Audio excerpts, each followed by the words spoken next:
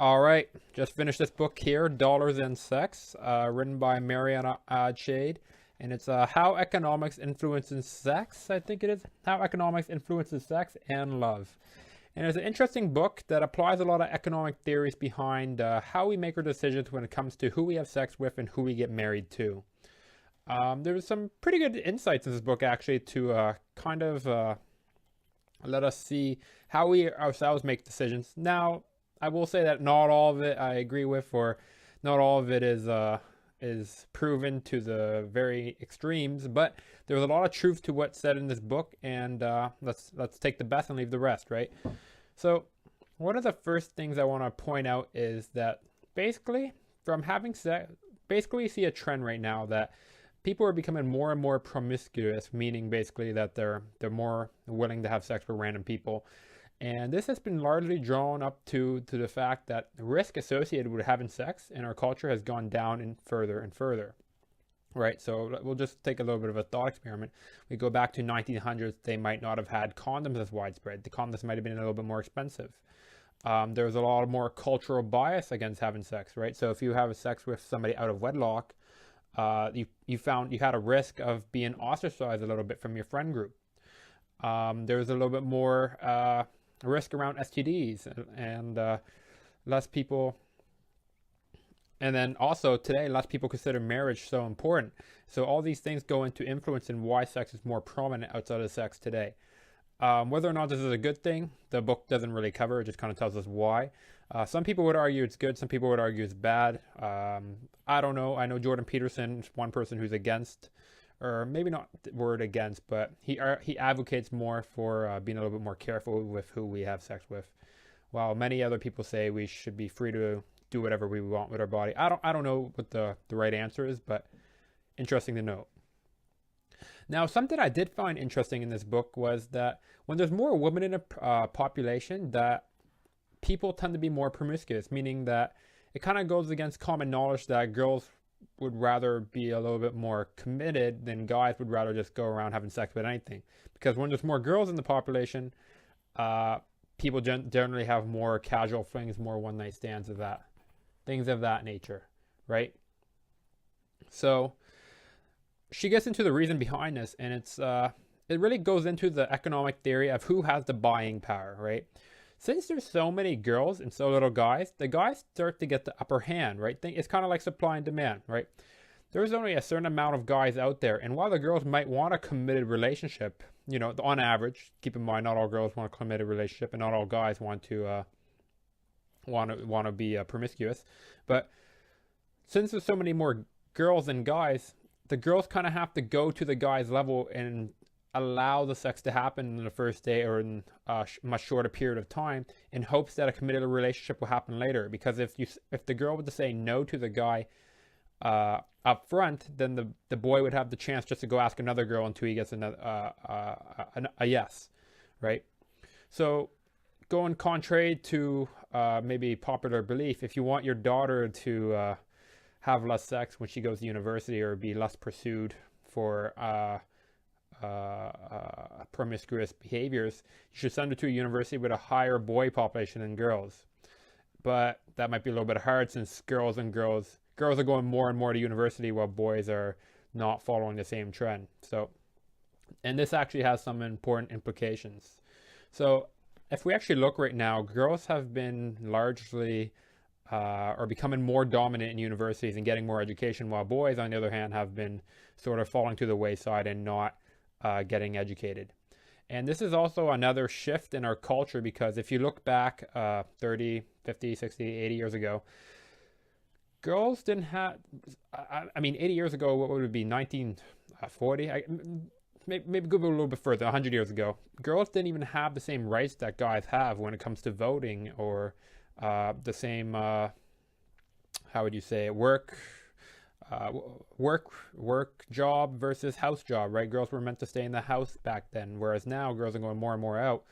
And what this has caused is that the older a girl gets and the more educated a girl gets, it becomes harder and harder for her to find a suitable mate, right? So in the book, she talks about if you're a woman and you don't have if you haven't found yourself a husband or a boyfriend by the time you graduate university, your chances of finding one are much lower, right? And this comes back to the fact that girls tend to like to marry guys with more education, where guys are more neutral to that matter. They don't tend to care as much. So just keep that in mind. If you're a girl, you know, you might want to keep your doors open while you're in university. However, just note, this isn't to say that you can't find love after university, and you should also know that lots of girls do find a husband after they graduate. It's just that the stats say that it's a little bit more difficult. The next thing I want to cover here is, obviously, the more somebody drinks, the more sex people have. But also, the more a man spends on the date, the more likely the woman is to have sex with the man. Now, there was lots of studies that she went through on this matter in the book, and largely, I'm just gonna open that up a little bit. There's a lot of studies in the book that she went through on that, and largely what she found is, well, nobody really says that the woman is obligated to have sex with the man if he buys dinner or drinks or whatever, but they did find that the girl feels more obligated to have sex if the guy spends a lot on the date, right? So what they did is they did a scale of 1 to 6, and they found that when the guy spent, say, nothing, the rating was, say, maybe 1.5 out of 6, right? Not very motivated. But after the guy spent a lot of money, the motivation and the obligation, I should say, to have sex with the man went from 1.5 to something like 2.2, right? Still below 3, not necessarily obligated, but there's a little bit of a difference there. She feels more obligated, so that's something to take note of as well. Something interesting I didn't know is people prefer to have same-race coupling. This is more prominent with women than men, and I don't remember why, but I just remember reading that in the book.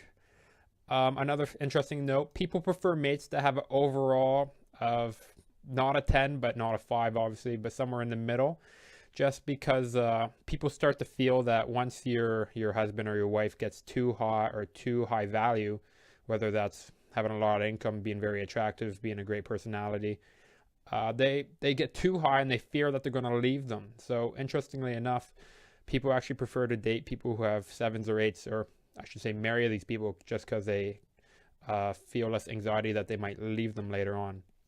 I would also note, while they didn't mention it in the book, I would suspect that's more common around people who have anxious attachment styles. She talks about online dating in the book. She says basically that it's kind of a trap. Don't do online dating. While it does make the market thicker, meaning there's more people for you to choose from, oftentimes there's so many people to choose from in online dating, we have to set up these filters that are sort of arbitrary, and we miss out on a lot of gold nuggets that we would have liked to have. Still, you can still find gold nuggets while you go online with your filters. It's just that you miss out on a lot of the experiential factors, is what she calls them. Things that you can only really achieve when you go and see somebody in real life.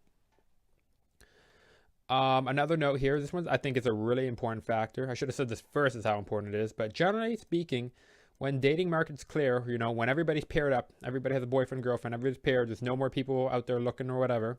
Basically, when you get married, people of the same value will end up with each other, right? So if you yourself are looking for a girlfriend or a boyfriend who's a 10 overall, you yourself have to be a 10 overall in general to get that value back, right? And we see this a lot of times. It's actually in the book they talk about it, that lower rated people will always shoot up, but a better solution than to try to attract the super hot or super handsome girl or boy, it rather would be to make yourself super hot and super handsome, and make yourself a truly interesting person, and that will more effectively secure your chances at being paired with this person later on.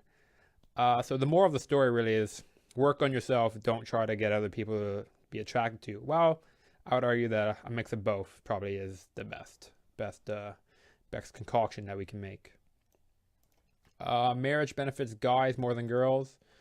This is just because there's two options that we have here. We have monogamy, and we have basically guys can have more than one girlfriend, right? I can't. It's like polygyny. No, it's polygyny, right? There's also polygamy where guys have multiple boyfriends. I'm not going to get into the evolutionary or psychology reasons for why this generally doesn't happen, but we'll just stick with these two for now, right? Monogamy and polygyny. So one guy, one girl, one guy, multiple girls. Now, the problem with polygyny for boys is there's not enough girls to go around for every guy. So what happens is that the guys in the top will have 3 or 4 girls, and now once you start getting to the very bottom, these guys will have no girls left to have. So that's why marriage is better off for guys than it is for girls. However, I would argue that it's probably better off for girls as well, because you can form a deeper connection with one soul guy rather than a fragment of one very high value guy. Marriage is about making trade-offs, decisions. All right, this is a good point as well. So this goes back to kind of being a high-value mate yourself versus being a low-value mate with a high-value, being an unattractive person with a super gorgeous husband or wife, right? And the reason why you don't want there to be such an inequality is you lose your decision-making power when you're in the marriage, right? If you're let's do a little bit of a thought experiment. Let's say you're a girl, all right, and you're a little bit older, you don't make any money, right? You're dependent on the guy first off, and you want to make a decision, and the guy makes all the money. It's super high, super educated, and everything's good for him. If you want to make a decision and the guy says no and kind of threatens with divorce, you're kind of screwed if you don't go along with it. So that's why it's more important to have equality or equal buying power, equal decision power in the marriage, so that things don't get too out of whack. Because the girl, obviously, she's not going to be very happy. She doesn't get to make any decisions. The guy might be more happy, but studies have shown that, at least in the book, that when marriage of the married couples are on equal buying power, equal decision-making power, that the marriage is a happier marriage overall.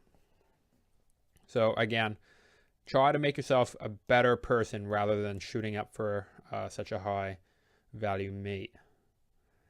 And I should have said this way earlier, but the last thing about how women are getting more education while guys are not, the reason why this is causing a lot of girls to have a hard time, I think I did mention this, but the reason why this guys are causing girls to have such a hard time finding a mate is because of hypergamy.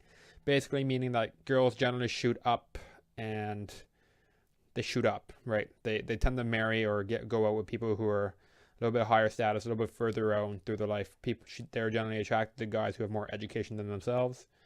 So what this causes is the field is a lot, the market for them to choose from is a lot smaller than it would be had it be the other way around, right? Because they're the ones getting educated, the guys aren't. So there's a lot more girls shooting for the limited amount of guys that are educated. And if we go back to what we talked about before, this causes a lot more promiscuity or sexual